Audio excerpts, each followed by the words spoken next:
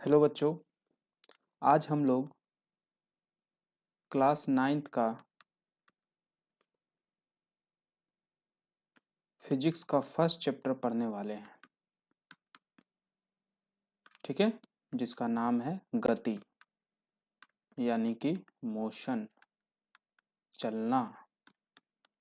ठीक है, तो यहाँ पे सबसे पहले सवाल आता है कि गति क्या है।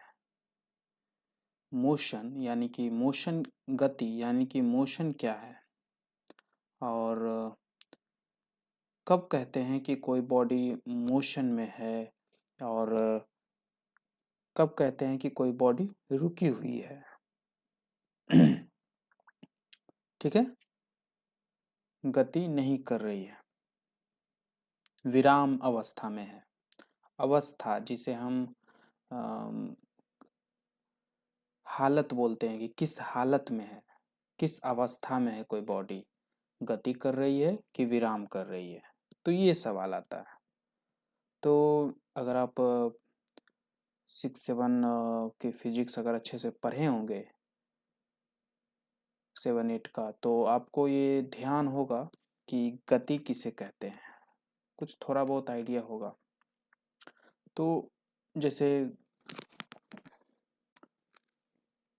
गति, हम जब हम सवाल करते हैं, जब हम सोचते हैं कि जब हम कोई बॉडी को गति करते हुए देखते हैं, तो क्यों कहते हैं कि जैसे कोई बॉडी बस चल रही है, तो क्यों कहते हैं कि वो बस चल रही है, गति कर रही है? क्योंकि वो बस आ, आगे बढ़ रही होती है, अपना अपना स्थान बदलती है, कभी यहाँ, फिर कभी यहाँ, फिर कभी यहाँ। तो जैसे जैसे समय बीत रहा है, वैसे वैसे बस अपनी स्थान बदल रही है, तो इसलिए कहते हैं कि वो गति कर रही है। और जब स्थान अपना नहीं बदलती तो कहते हैं कि गति नहीं कर रही है, विराम अवस्था में है। ठीक, पर आप क्लास 9th में थोड़ा और डिटेल में बात करोगे इस पे, थोड़ा इसको और विस्तार से समझोगे कि गति क्या होती है। यहाँ आपको परिभाषा देखने को मिलेगा कि जब एक वस्तु अपना स्थान स्थान यानी लोकेशन, इसे पोजीशन भी बोल सकते हो इंग्लिश में, पोजीशन या लोकेशन। जब एक वस्तु अपना स्थान आसपास मौजूद किसी वस्तु, जिसे हम निर्देशक बिंदु भी कहते हैं, या निर्देशक बिंदु, इंग्लिश में हम रेफरेंस पॉइंट कहते हैं, रेफरेंस पॉइंट। तो जब एक वस्तु अपना स्थान आसपास मौजूद किसी वस्तु या बिंदु निर्देशक बिंदु से समय के साथ बदलती है, तब हम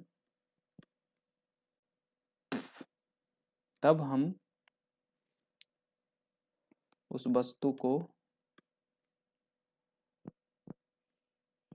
तब हम उस वस्तु की अवस्था को गति कहते हैं।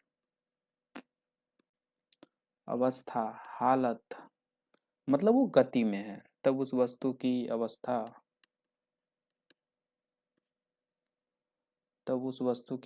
को गति कहते हैं, मतलब वो गति में है। ये है गति का पूरा परिभाषा, डिफिनीशन। ये बड़ा ही कॉम्प्लेक्स डिफिनीशन है, आप देख रहे होंगे बहुत सारे पॉइंट आपको तो समझ में भी नहीं आया होगा। देखिए, जब एक वस्तु अपना स्थान, आस पास मौजूद किसी वस्तु या निर्देशक बिंदु से समय के साथ बदलती है। जैसे ये कोई आदमी है, ठीक, और ये इधर भाग रहा है। ये बगल में आस पास बहुत सारी चीजें हैं, ये ट्री है, एक बेंच है, ठीक। तो यहाँ देखिए ये वस्तु है मेरा, और इसका स्थान आस पास मौजूद किसी वस्तु, तो यहाँ वस्तु हो गया एक ट्री, बेंच, ये सब अलग अलग आस पास मौजूद वस्तु हैं, या कोई दूसरा आदमी जो खड़ा है वो भी वस्तु है। तो हम इस वस्तु का स्थिति जानना चाहते हैं, अवस्था जानना चाहते हैं कि गति में है कि नहीं। तो जब एक वस्तु का आसपास मौजूद किसी वस्तु या निर्देशक बिंदु, जिसे हम रेफरेंस पॉइंट कहते हैं, ये सब रेफरेंस पॉइंट है, ये सब से समय के साथ बदलती है, यानी स्थान बदलती है, आसपास रखे वस्तु से स्थान अगर उसका बदलता है तब हम कहते हैं, और बदलने में तो समय व्यतीत होगा ही, समय तो बीतेगा ही, तब हम उस वस्तु को कहते हैं कि गति कर रहा है। जैसे ये भाग रहा है इधर, कुछ समय बाद ये आदमी यहाँ पे आ जाएगा, है ना। तो ट्री से इसकी दूरी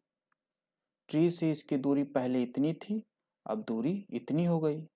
तो आसपास जिसे हम ट्री ले लिए, तो ट्री से दूरी बदल रही है, बेंच से भी दूरी बदल रही है, इस आदमी से भी दूरी बदल रही है। तो आसपास रखे मौजूद वस्तुओं से इसकी दूरी बदल रही है। तो ये जो वस्तु है, ये आदमी जो है, ये गति कर रहा है, समय तो उसमें बीत ही रहा है, तो समय को भी लगा देंगे। तो ये होता है। अभी भी थोड़ा थोड़ा आपको समझ में आया होगा, जैसे निर्देशक बिंदु का क्या है, कैसे निर्देशक बिंदु मानते हैं, किसको मानते हैं, कब मानते हैं, बहुत इसमें चर्चा करने को है। तो आज हम यही करेंगे, ठीक है। आप यहाँ पे ये भी सोचते होंगे कि इतना बड़ा कॉम्प्लेक्स, इतना कठिन परिभाषा क्यों लिखे।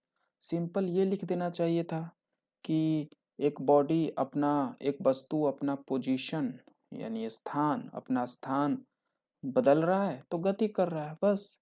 इतना क्या, एक लाइन का परिभाषा के जगह आप इतना निर्देशक बिंदु, समय, ये सब क्या जरूरी है। तो इन सब की जरूरत है।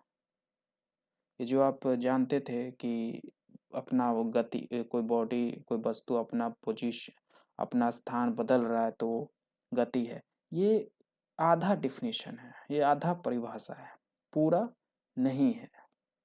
ये आगे चलकर ये गलत हो जाएगा ये डिफिनीशन, ठीक है। तो इस 9th क्लास में हम इसे डिटेल में समझेंगे। ये जो आज हम पढ़ाने वाले हैं गति के बारे में, ये जो आपको हम ये इतना बड़ा डिफिनीशन लिखे हैं, ये आपको आगे हायर क्लासेस तक काम आएगा, 11 12 तक काम आएगा, ठीक है। तो स्टार्ट करते हैं।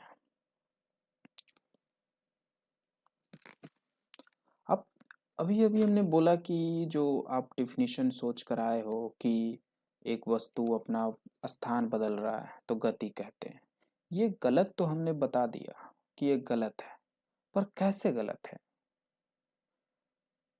ये प्रूफ करिए, है ना। तो चलिए देखते हैं। तो इसे तह तक, इसे डिटेल में समझने के लिए आपको थोड़ा ये सब जो हमने शब्द लिखे हैं, जैसे निर्देशक बिंदु, स्थान किसे कहते हैं, कैसे किसी वस्तु का स्थान निर्धारित करते हैं, ये सब समझना होगा। तो सबसे पहले चलते हैं स्थान के। स्थान को समझते हैं। तो देखिए, ये क्लासरूम है, यहाँ पे इस क्लासरूम में हम खड़े हैं, ठीक। ये पीछे बोर्ड है, ये मेरे बगल में एक बेंच है, एक टेबल मान लीजिए, इस पे एक छोटा सा गमला रखा हुआ है फूलों का। अब यहाँ पे मेरा एक सवाल है, बताइए, मेरा पोजीशन बताइए, मेरा स्थान बताइए, हम कहाँ पर हैं, ये सवाल है। तो यहाँ पर आपको मेरी स्थान, मेरी लोकेशन बताने के लिए सोचिए आपको क्या क्या चाहिए। अगर आप मेरा एग्जैक्ट, एकदम सही स्थान, एकदम एक्यूरेट बताना हो तो कैसे बताओगे, आपको क्या क्या चीज़ें चाहिए।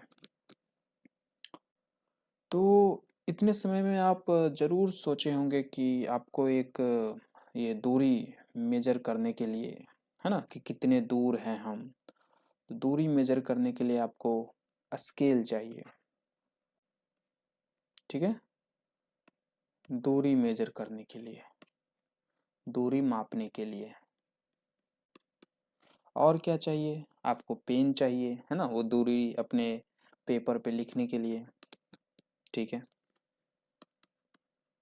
और कुछ और चीज़ें, क्या बस दूरी बता देने से काम चल जाएगा।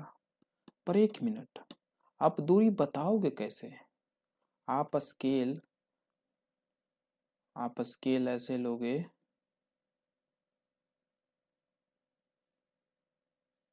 ये जो आपका फीता, जो दर्जी के पास जो फीता होता है ना, मीटर स्केल, वो मीटर स्केल पतला सा फीता लोगे तो एक फीता का एक छोर तो मेरे पास रखोगे, दूसरा कहाँ रखोगे, सोचिए जरा। मेरा लोकेशन बताना है, स्थान बताना है मेरा, कि हम कहाँ पे खड़े हैं।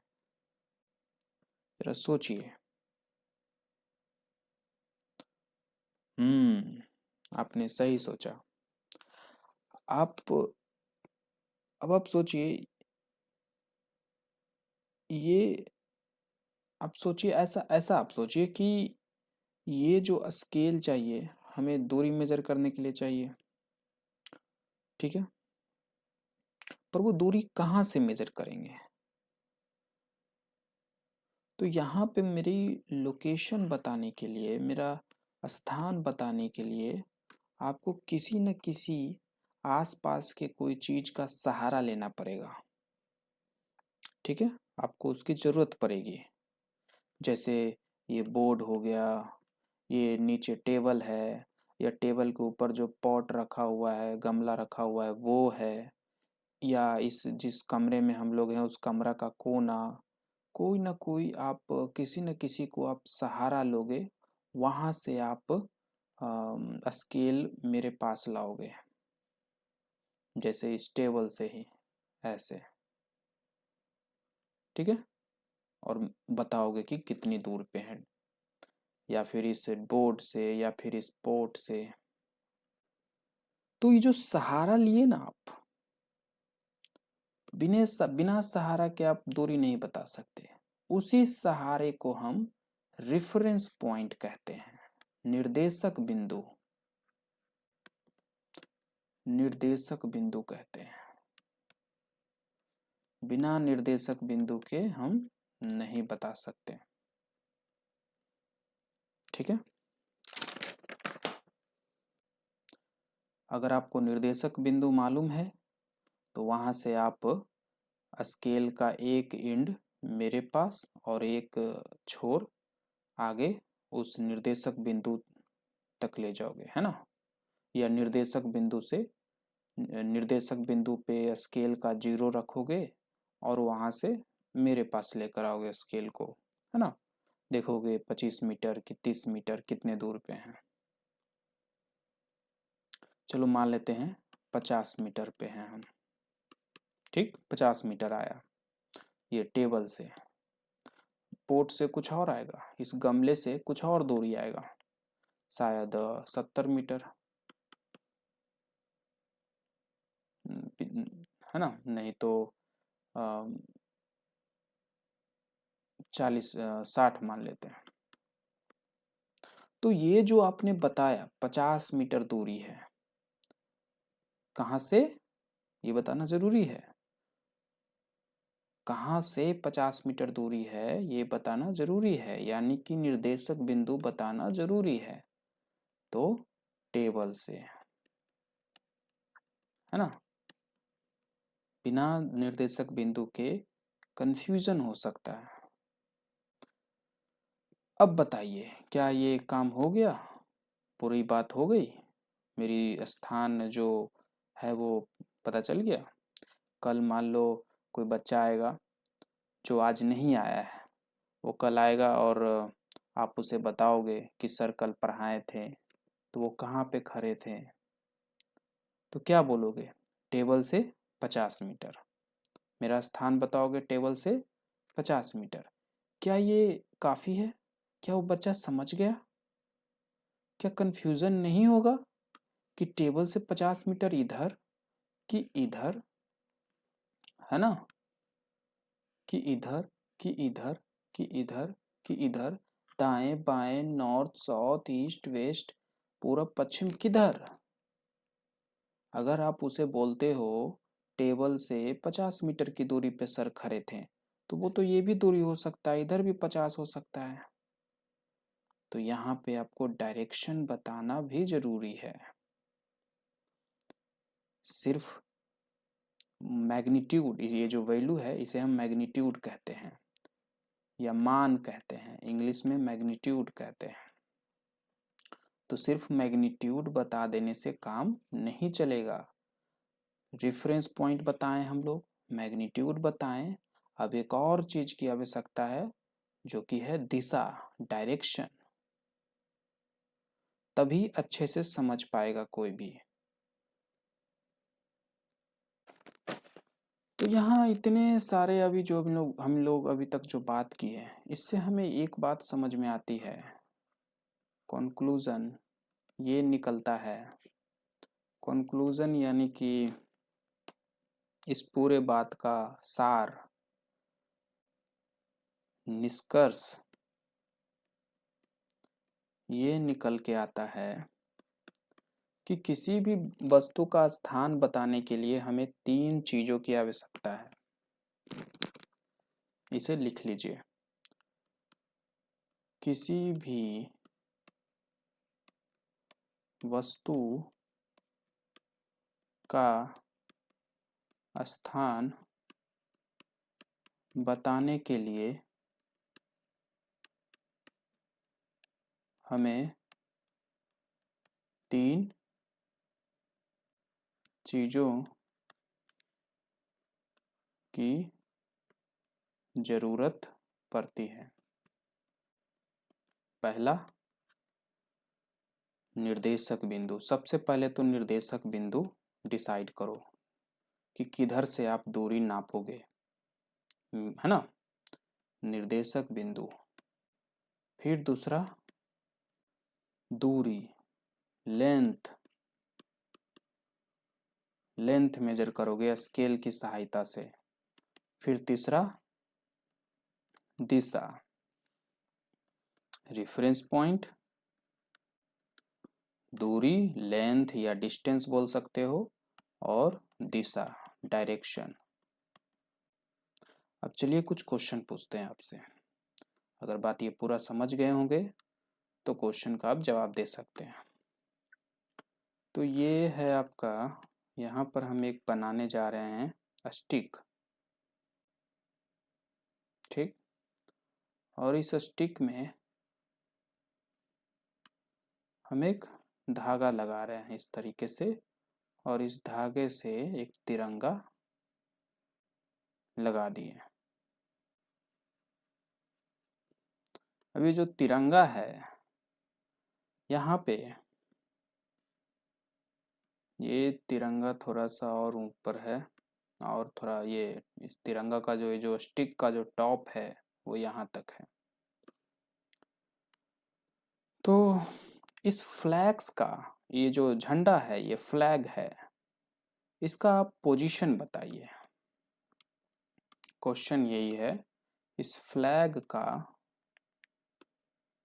इस झंडे का स्थान बताइए। स्थान यानी पोजीशन बताइए, ये सवाल है। तो आप कैसे बताओगे?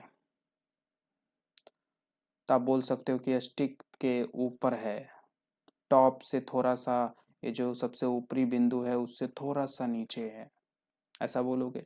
पर ये थोड़ा सा बोलने से काम नहीं चलेगा, आपको एकदम माप कर, एकदम मेजरमेंट करके बताना है। 10 मीटर, 5 मीटर, कितना नीचे है, नीचे से अगर देखते हो तो कितना ऊपर है, ये सब बताना होगा। तो आप इसके लिए आप क्या करोगे, मीटर स्केल लोगे। ये टॉप है, ये बॉटम है, आप दोनों में से कोई एक निर्देशक बिंदु लोगे, है ना। स्केल लेकर आप पहले तो निर्देशक बिंदु डिसाइड करोगे कि मुझे ऊपर से मापना है कि नीचे से मापना है, ठीक है।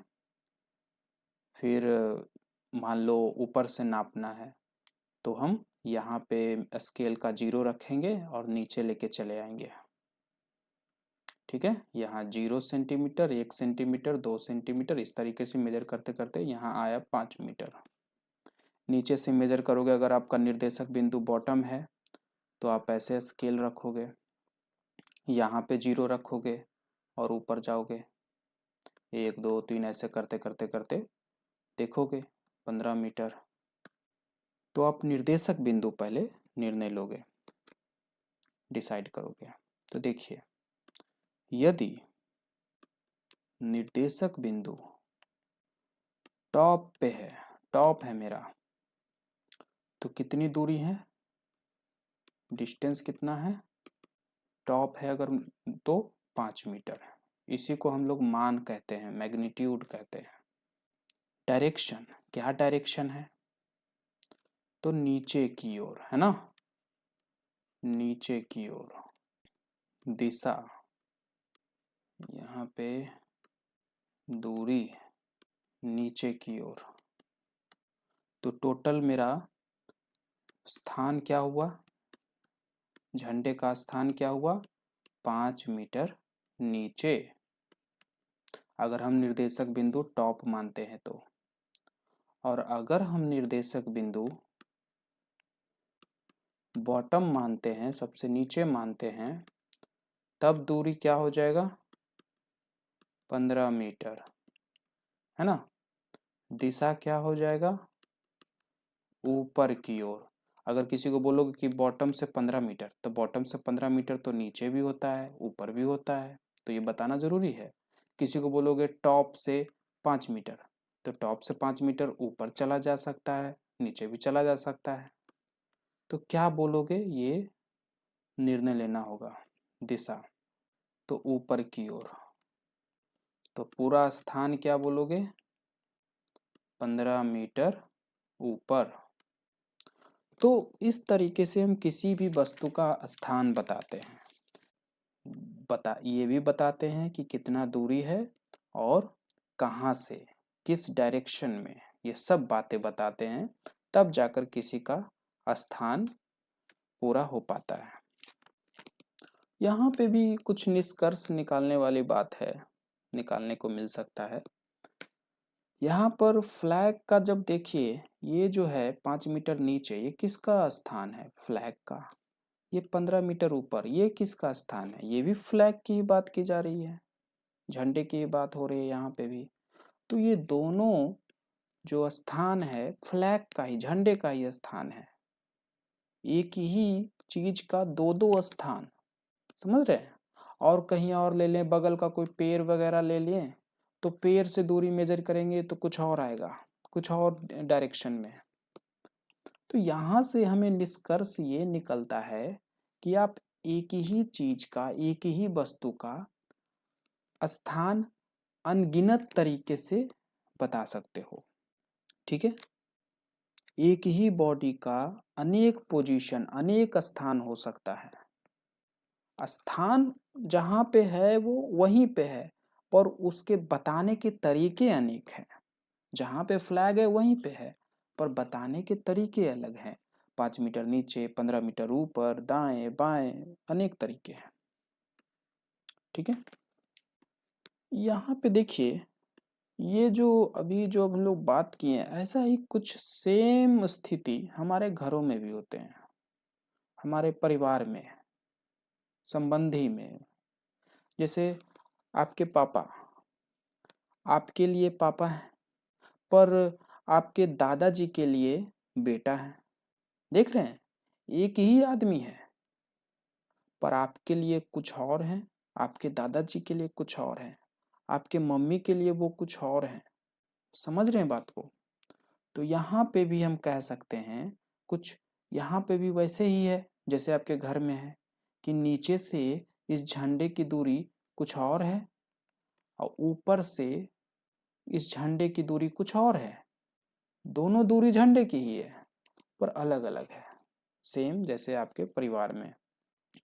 तो क्या बोलते हैं इसको, जो ये जो आपने देखा कि कोई चीज़ मेरे लिए कुछ और है, किसी और के लिए कुछ और है, इस झंडे का स्थान बॉटम से कुछ और है, टॉप से कुछ और है, इसको हम इंग्लिश में रिलेटिव कहते हैं या सापेक्ष कहते हैं। ठीक है, ऐसे चीज़ों को हम कहते हैं कि ये सापेक्ष है। जैसे आपके पापा सापेक्ष हैं, आपके लिए कुछ और अपने दादाजी के लिए, सॉरी, आपके लिए कुछ पर आपके दादाजी के लिए आपके पापा कुछ और हैं। तो यहाँ पे हम कहेंगे कि आपके पापा सापेक्ष हैं। आप भी सापेक्ष हो, है ना। यहाँ पे आप स्टूडेंट हो, घर पे आप कुछ और हो, है ना। तो ये चीज़ें इन्हें हम कहते हैं सापेक्ष। जो भी चीज़ें ऐसी होती है अलग अलग लोगों के लिए अलग अलग, उसे हम सापेक्ष कहते हैं। इंग्लिश में क्या कहते हैं, रिलेटिव।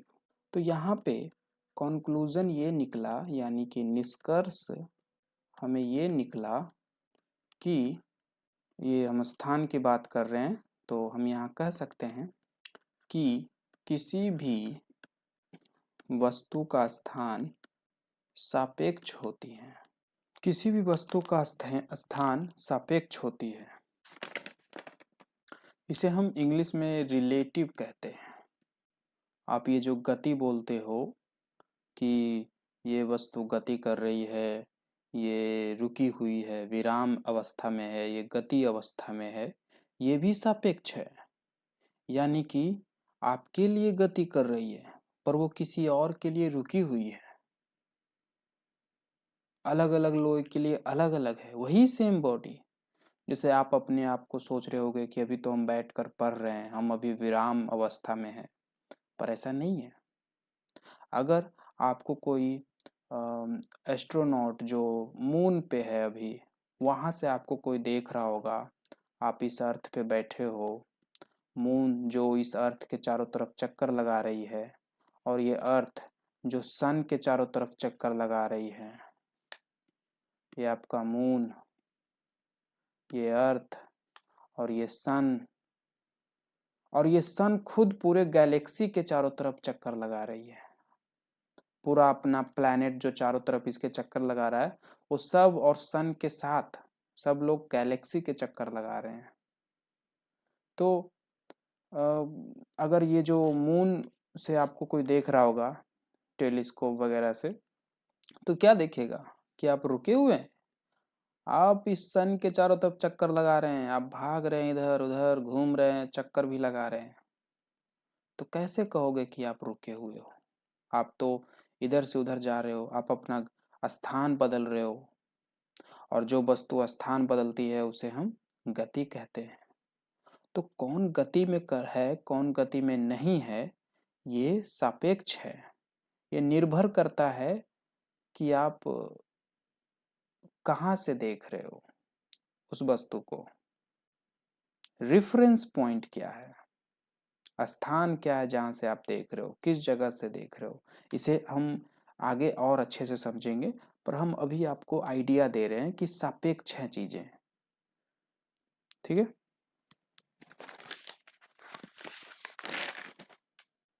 तो आज इस क्लास में हम लोग स्थान निकालना सीखे कि कैसे किसी बॉडी का, किसी वस्तु का स्थान निकालते हैं। ठीक है। तो नेक्स्ट क्लास में हम लोग और आगे बढ़ेंगे। ये जो गति का परिभाषा है, डिफिनीशन जो हम लोग इतना कॉम्प्लेक्स लिखे हैं, इसे छोटे छोटे शब्दों में तोड़ेंगे, एक एक शब्द समझेंगे। जैसे आज हम ये समझे, स्थान को समझें। आज हम स्थान समझें कि स्थान क्या होता है, कैसे अलग अलग लोगों के लिए अलग अलग स्थान होती है, अलग अलग रेफरेंस पॉइंट से अलग अलग होता है, रेफरेंस पॉइंट क्या होता है, ये सब हम लोग समझे। तो नेक्स्ट क्लास में हम और आगे बढ़ेंगे। ठीक है।